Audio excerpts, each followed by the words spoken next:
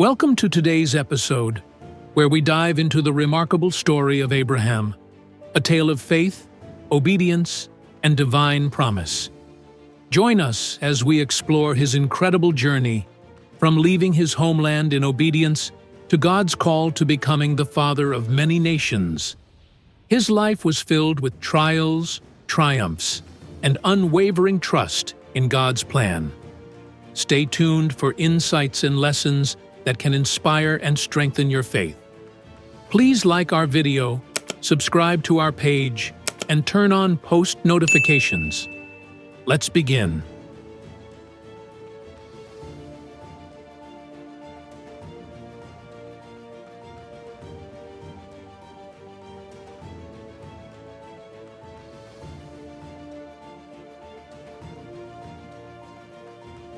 One night, Abraham stood under a sky filled with stars. God spoke, "Look at the stars, Abraham. Can you count them? That's how many descendants you'll have." Abraham, an old man with no children, listened in amazement. He felt a spark of hope. Could God truly give him a family this large? It seemed impossible, but God's promise was clear. He would bless Abraham and make his descendants as numerous as the stars. Abraham didn't understand how, but he chose to trust God. This was the start of a life-changing journey, full of challenges and incredible blessings. Abraham was living a comfortable life in Haran when God spoke to him. "Leave your country, your people, and your father's house. Go to the land I will show you." God promised to make Abraham into a great nation and to bless him. This command was unexpected, but Abraham obeyed without hesitation. He gathered his wife, Sarah, his nephew Lot, and all their belongings. Together, they left the familiar behind and started their journey into the unknown. Abraham didn't know where he was going, but he trusted God to guide him.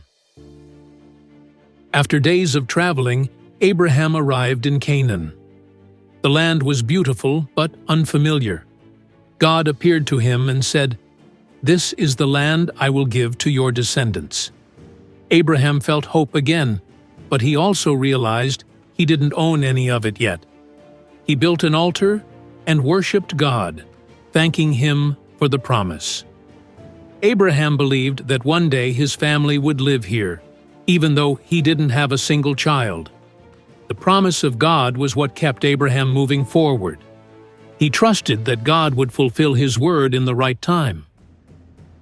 The land of Canaan soon faced a severe famine. Food was scarce, and people were struggling to survive. Abraham made a difficult decision to leave and go to Egypt, where there was plenty of food. He worried about how his family would make it through this tough time. Even though God had promised to bless him, Abraham felt unsure. In Egypt, he hoped to provide for Sarah and their household. But leaving Canaan felt like stepping away from God's promise. Abraham would learn that trusting God in difficult times was just as important as trusting Him in good ones. In Egypt, Abraham told the Egyptians that Sarah was his sister because he feared they might harm him to take her. Pharaoh, the king of Egypt, noticed Sarah and took her into his palace.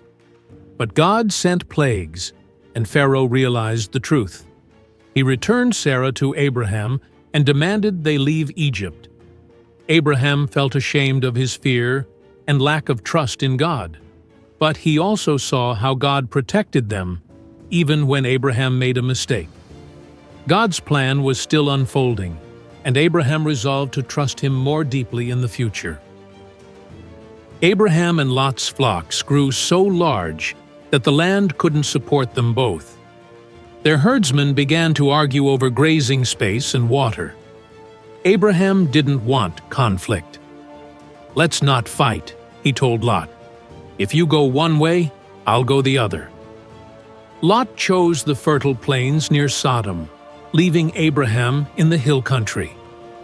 Though the plains looked better, Abraham trusted God to provide for him in the hills. After Lot left, God reassured Abraham, "Look around you. All this land will belong to your descendants." Abraham was learning that trusting God meant letting go of control. Lot settled near Sodom, but trouble soon followed. Kings from neighboring regions attacked Sodom and captured Lot and his family. When Abraham heard this, he acted quickly. He gathered 318 trained men from his household and pursued the attackers. Abraham's determination and bravery saved Lot and all the people taken from Sodom. After the victory, Abraham returned Lot safely home. Abraham didn't fight because he wanted power or riches. He fought because he cared about his family. God was with him, giving him strength and success in the battle. Abraham trusted God's guidance in every step. Abraham had questions about God's promise. "Lord, how will I know I will have descendants when I don't even have a child?" God told him to bring specific animals for a covenant ceremony. As Abraham prepared the animals, a deep sleep fell upon him. God spoke in a vision, promising that Abraham's descendants would inherit the land after a time of hardship. A smoking fire pot and a blazing torch passed between the pieces of the sacrifice, sealing God's covenant. Abraham felt reassured. God's promise was unbreakable. Though the wait was long, Abraham believed that God's word would come true. Years passed, and Sarah still had no children. She told Abraham to have a child with her servant, Hagar. Abraham agreed, and Hagar became pregnant. But tension grew between Sarah and Hagar. Hagar felt mistreated and ran away. God met Hagar in the wilderness and promised that her son, Ishmael, would also become a great nation. Hagar returned and gave birth to Ishmael, but this wasn't the child God had promised Abraham. Abraham began to wonder how God's plan would unfold, and if Sarah would ever have a child. He continued to trust, even when it seemed impossible. When Abraham was 99 years old, God appeared to him and said, "By this time next year, Sarah will have a son." Abraham laughed, thinking about how old he and Sarah were. But God said, "Is anything too hard for me?" This reassurance renewed Abraham's hope. He saw that God's timing was perfect, even if it didn't match his own. God's covenant promise was clear. Isaac, not Ishmael, would be the child through whom the covenant would continue. Abraham prepared his heart and household to welcome the child of the promise. His faith was tested, but it remained strong. One hot afternoon, Abraham sat at the entrance of his tent. He noticed 3 men standing nearby and hurried to greet them. "Please stay, rest, and let us bring you food," Abraham said. The men agreed. As they ate, one of them said, "By this time next year, Sarah will have a son." Sarah, listening from the tent, laughed quietly. She thought, "How can I have a child at my age?" "The Lord," one of the visitors said, "is anything too hard for the Lord? You will have a son." Abraham realized these visitors were messengers from God. God told Abraham he planned to destroy Sodom and Gomorrah because of their wickedness. Abraham was concerned for his nephew Lot, who lived in Sodom. He pleaded with God, "If there are 50 righteous people, will you spare the city?" God agreed. Abraham asked again, lowering the number to 45, then 40, 30, 20, and finally 10. Each time God agreed, but not even 10 righteous people could be found. Abraham trusted God's justice, but hoped for mercy. Though the cities would face judgment, Abraham learned that God was willing to listen to the prayers of his faithful people. Lot's family was warned to flee Sodom before its destruction. Angels sent by God told them, "Don't look back." As fire and brimstone rained down, Lot's wife disobeyed and looked back, turning into a pillar of salt. Abraham watched from a distance as smoke rose from the city. He mourned for the people and prayed for Lot's safety. God spared Lot and his daughters, but Sodom and Gomorrah were gone. Abraham realized the seriousness of sin and the power of God's judgment. Yet, he also saw how God was faithful to protect those who trusted him. Just as God promised, Sarah gave birth to a son at the exact time God had said. Abraham named him Isaac, which means laughter, because both he and Sarah had laughed when they first heard God's promise. Sarah said, "God has brought me laughter, and everyone who hears about this will laugh with me." Abraham was overjoyed. After years of waiting, God's promise was fulfilled. Isaac was the child through whom the covenant would continue. Abraham's faith in God's timing and power was rewarded. Isaac's birth was a sign that nothing is impossible for God. As Isaac grew, tension between Sarah and Hagar worsened. Sarah saw Ishmael, Hagar's son, playing with Isaac and became jealous. She told Abraham, "Send Hagar and her son away." Abraham was troubled, but God said, "Do as Sarah says, I will take care of Ishmael." Abraham gave Hagar and Ishmael food and water and sent them into the wilderness. There, God appeared to Hagar and promised that Ishmael would also become a great nation. Hagar and Ishmael survived because of God's care. Abraham trusted God to keep his promise for both Isaac and Ishmael. One day, God tested Abraham's faith. "Take your son, Isaac, whom you love, and go to the region of Moriah. Sacrifice him as a burnt offering on a mountain I will show you," God said. Abraham was devastated, but he obeyed. He rose early, took Isaac, and set out for the mountain.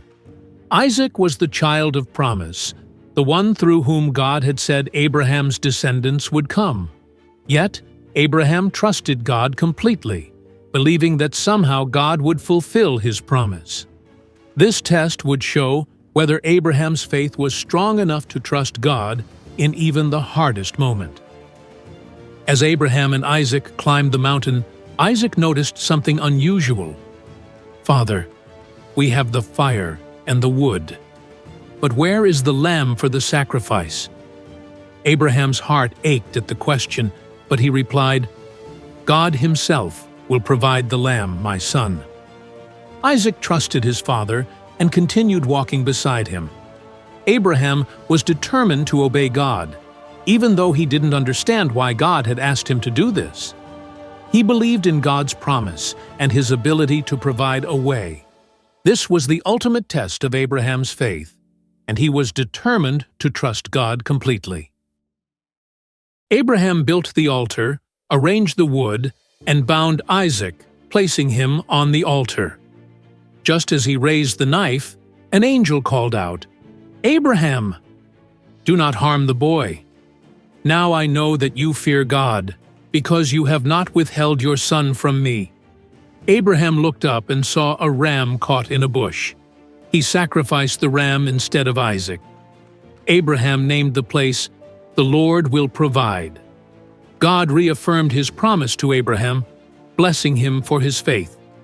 Abraham and Isaac returned home, their trust in God stronger than ever. When Sarah passed away at 127 years old, Abraham mourned deeply. He needed a place to bury her, so he negotiated with the Hittites to buy the cave of Machpelah. Though God had promised the land to Abraham's descendants, this was the first piece of land Abraham owned in Canaan. He buried Sarah there, knowing that this land would one day belong fully to his family.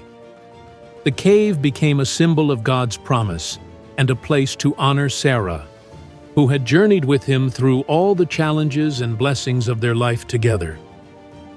As Abraham grew older, he saw God's promises beginning to take shape. Isaac married Rebekah, ensuring the continuation of the covenant. Abraham also had other children, but Isaac remained the child of promise.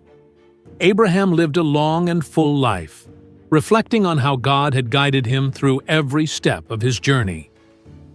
When Abraham passed away at 175, he was buried beside Sarah in the cave of Machpelah. His faith, obedience, and trust in God's promises became a foundation for generations to come. Through Abraham, all nations of the earth would be blessed, just as God had promised. We've reached the end of this episode on the story of Abraham. Until we meet again in the next episode, please don't forget to like our video, subscribe to our page, and turn on post notifications. Thank you for watching, and may God bless you. Selah.